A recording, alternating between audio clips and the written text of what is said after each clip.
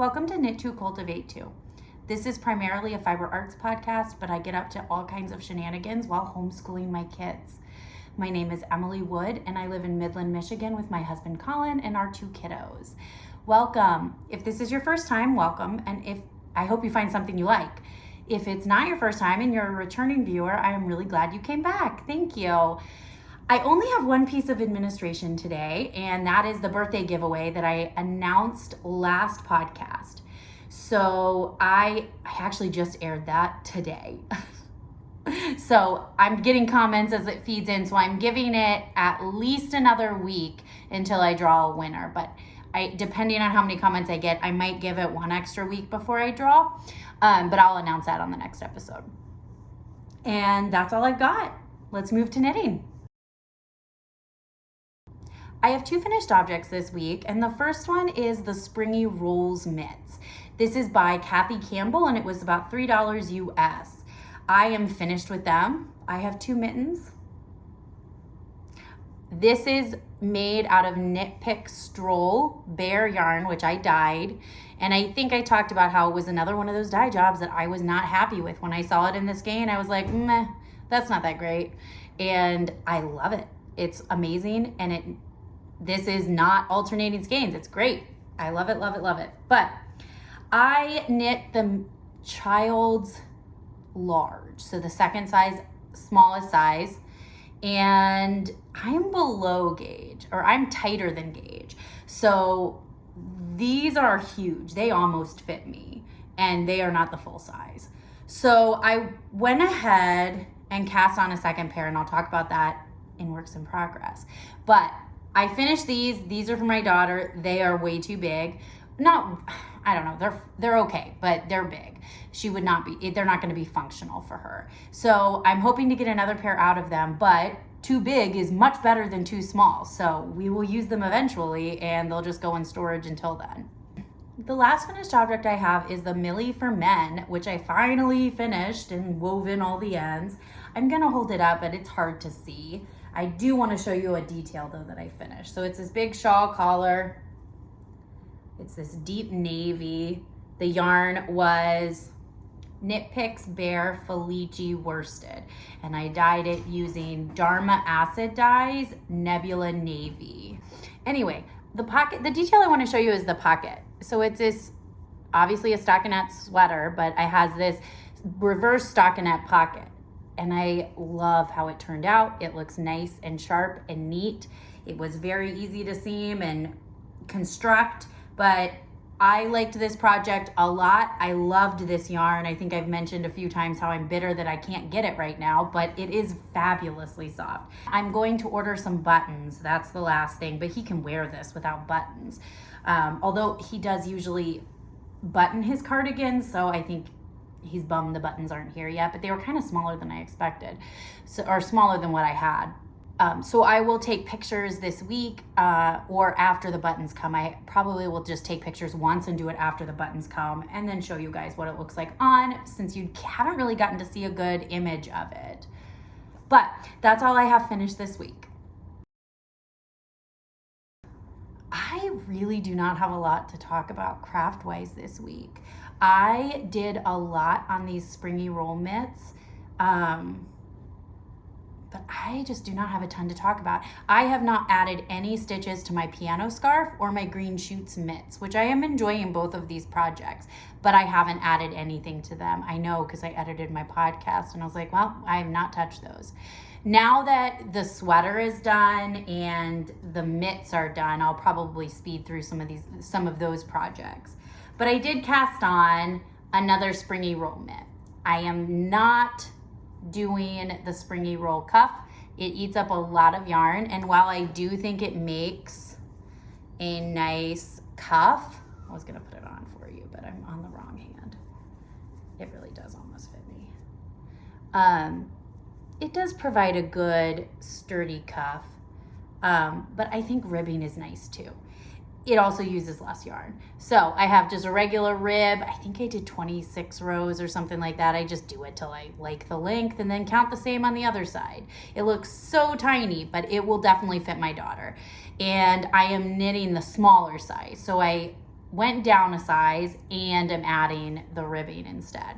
So yes, that's it for that. I am also going to offset the thumbs the same way I did it so that I have two exactly the same mittens. All I did was shift where I do my thumb gusset increases. I shifted it from one side to the other side, and now they'll sit the same on both mittens. So it was a really easy adjustment. But I like these, and I should get another pair of mittens out of them. That's also how I know I was a tighter gauge than called for. If I didn't count the stitches, I would still know by the yarn I have left. This size calls for 100 grams. So over a 50-gram ball, because the lower size had one 50-gram ball. And I had 59 grams left. So obviously under gauge, or obviously a tighter gauge.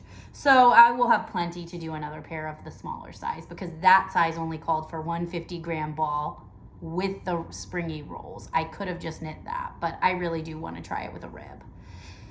So yeah. And I guess that's all my stuff. I did not have a lot of new stuff to talk about. I'm going to move to plotting and purchases though, so I can talk about why I have had less knitting. For plotting and purchases this week, I'm just going to show you a color scheme that I'm working with. I found a mid-century rug that inspired me to write a knitting chart, a color work knitting chart.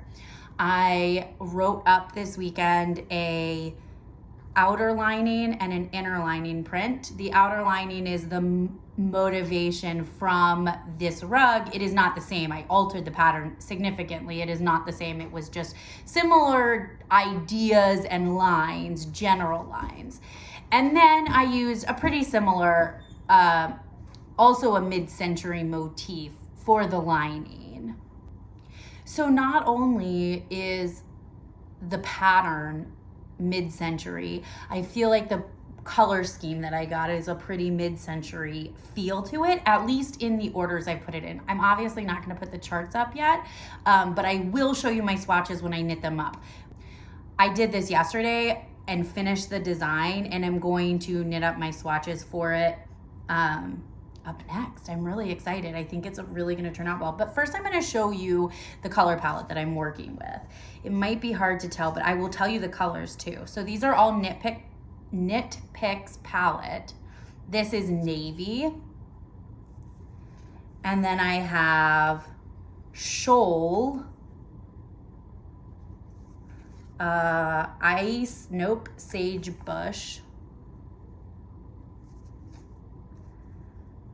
ice lily, and tea rose, and then peony and Victorian. So I wonder if I can get them all. So here are kind of the pinks together. And then I can show you these together. So I think color scheme wise and design choice is all that whole feel. I love it. I actually just bought these colors. So I knew I wanted to do something with similar colors like this, but had no plan for it. It felt very, very much like a weaving draft. I used to use Fiberworks to do all of my weaving draft. I could individually change the colors of each warp thread in my design, as well as the picks for weft. And I used a lot of Maurice Broussard yarn and had a whole list of hex codes for him, like a big master list. So I could literally pick and choose the colors I'm using. And so that's what I did with this. When I made my design, I took digital images and color matched them to get the hex codes. So my design chart does look a little off compared to what the yarns actually look like, but only so much as in the difference of how it photographs.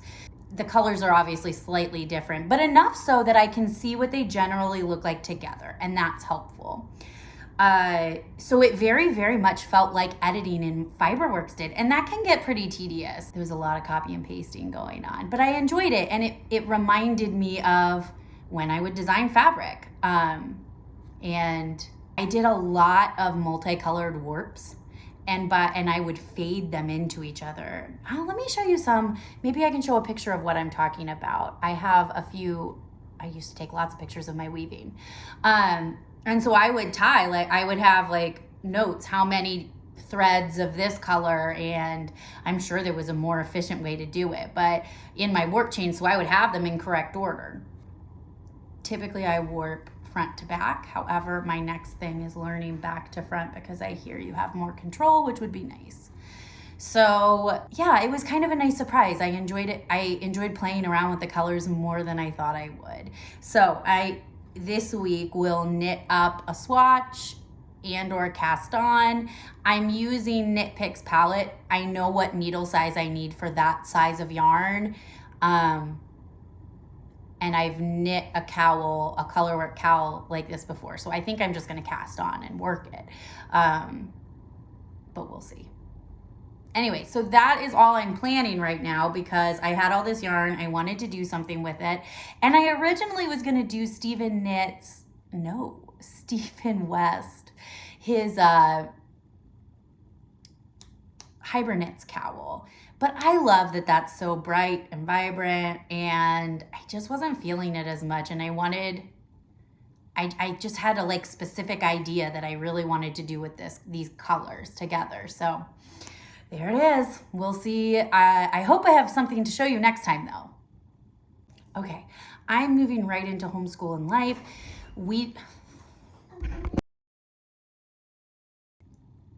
I am going to jump right into homeschool life stuff. We really haven't had much going on this week. We had our normal week. We did take the week off school though. I had a birthday. We had a few extra doctor's appointments and just a bunch of stuff that really were getting in the way. And I was feeling the pressure and the stress of the school year. And I just needed a break, and my kids needed a break. So we took the week off of school.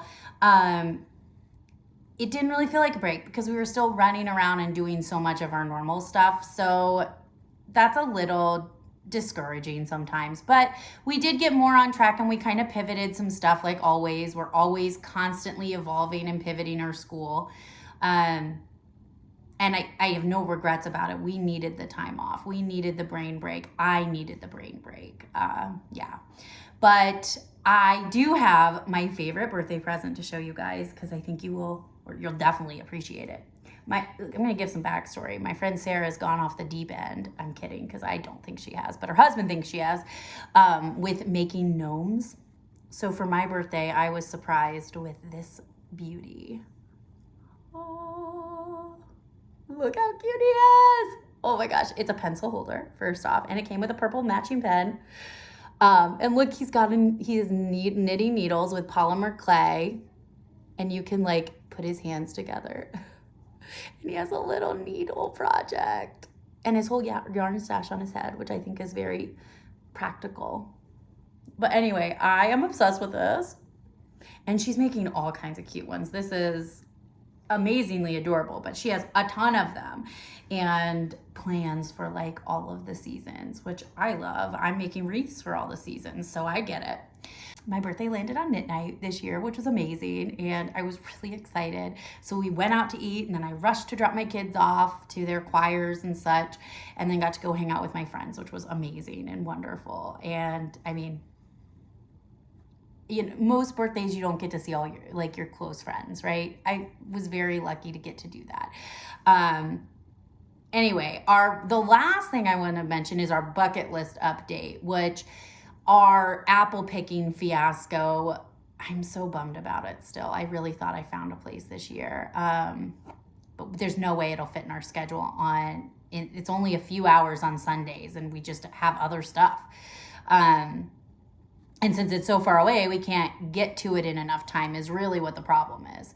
So we have to do apples somewhere else, which is okay, but we're gonna try and do the pumpkin patch. I thought we were gonna get to do it on the 9th, which was I don't even know what day it is, what the date is. I homeschool. I don't have any idea. Anyway, but we were supposed to do it on the 9th, but I think the 22nd is when we might get to do it. My daughter's soccer game that day was canceled. So that kind of made our day a lot nicer, and I think we'll have enough time to go do that. But this next weekend is just completely slammed. My husband has a ton of stuff going on. I think there's like a guest artist, and that's part of it. So there's a master class and a concert at his university. So he's doing all of that, and that would be so next weekend's a bust. So we'll have to do it. And our weeks just go so quickly, even though we homeschool. Like, we have so much socialization and stuff built in, and lessons are during the day. We do piano lessons and stuff during the day when we can instead of the evenings. Because it's better for the instructors. The instructors love homeschoolers because they are always booked at the after school hours. We would have actually not gotten into our piano instructor's studio if we hadn't been homeschooled, because he takes like 20 students a year, and his after school time is completely full. So when we were like, oh, but we homeschool and we would actually prefer it if you do it during the day, and they were like, yep, great. So a lot of our stuff during the day, so we still feel like we don't just have time to like up and go to a pumpkin patch, and it's something we want to do with Dad, so we want to wait anyway. We are, however, for date night tonight, doing the murder mystery game. We put it in the books. I'm giving my husband a haircut, and then we're going to play a board game together, and that is date night for us. Well, it's just what we do for fun, but it feels like date night, right? We used to go to Tabletop, which was a board game place in Columbus, and we miss it very, very much, and play board games. So that was like date activity a lot of the time. We are just getting fall colors. Most of my yard is still green, so we haven't gone on a fall hike or anything like that. We tried to watch a Halloween movie last night, but my daughter was not in the mood for a movie, and she wanted us to wait for the Halloween Town movies. So we're hopefully going to watch some Halloween movies this week, because it's like the 9th, and we haven't watched a Halloween movie, which feels really weird. Anyway, so I also should get on Halloween costumes.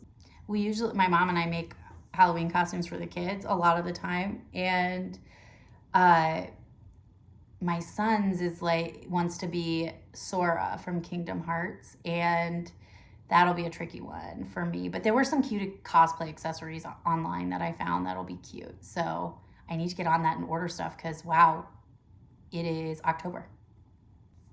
And that's all I've got for homeschool life. It's been really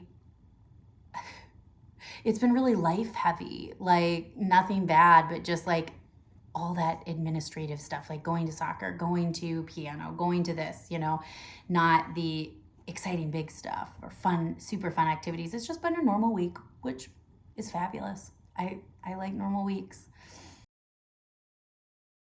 All right, so on to personal learning. I finished the Once and Future Witches, which is just so fabulous. It was so good. I really did enjoy it. It was just more of finding the time to listen to it.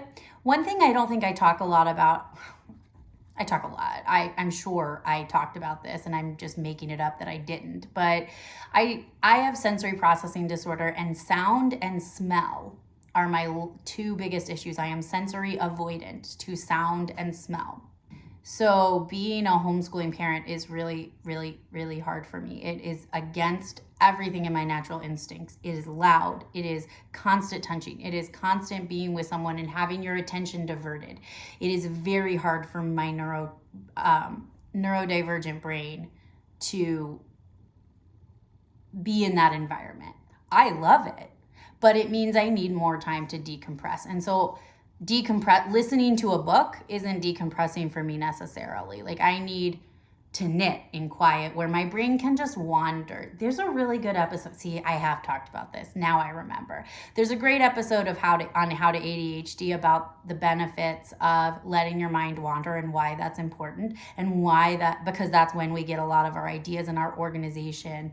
But when I decompress, my thoughts don't naturally follow the same kind of paths that they normally would. They just it's kind of like letting my brain take a casual walk through the forest instead of making it do something. So most of the day, I am forcing my brain to be in a place and focus and move my attention at will. That's not natural for my brain. So it's like letting my brain naturally exist by taking a casual walk through the forest or something. That's what it makes me think of, instead of all the work I have to do to just keep on task or whatever. And so I haven't been listening to a lot of books or watching a lot of TV. I've been doing a lot of sitting in silence and knitting in silence. And it probably looks concerning, but I think another thing about the ADHD brain that is mind-blowing, I talk to my husband about his brain all the time because it amazes me.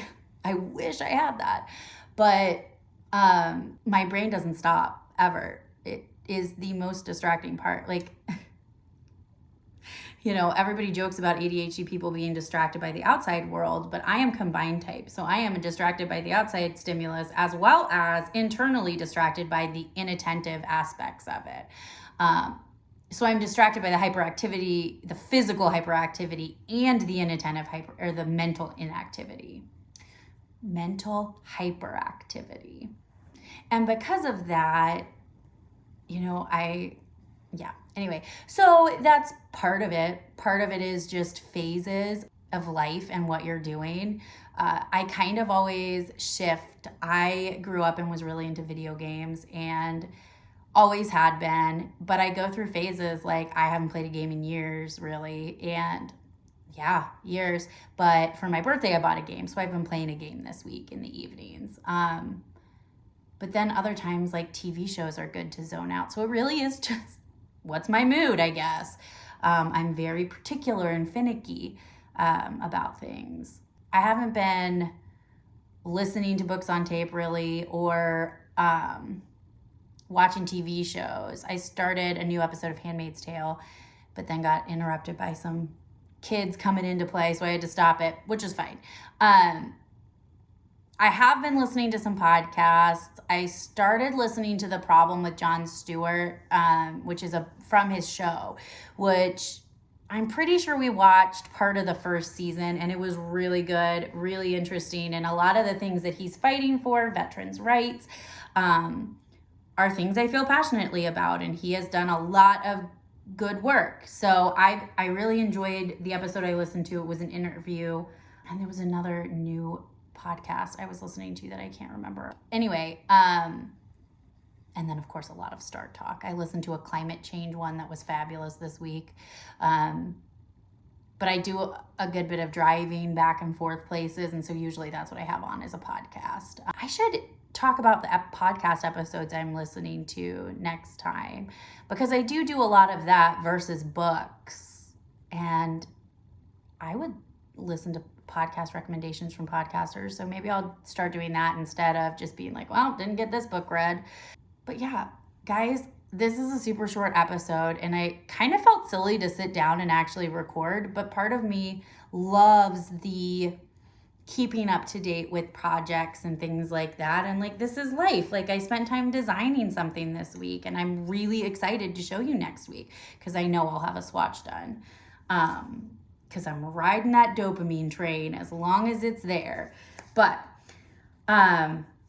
this is just how it is. It was nice to come and sit and chat with you guys. Don't forget to like and subscribe below, and go back to the last episode and enter into the giveaway. I'm sure I will add an extra treat in there. That's a surprise. I already have it picked out.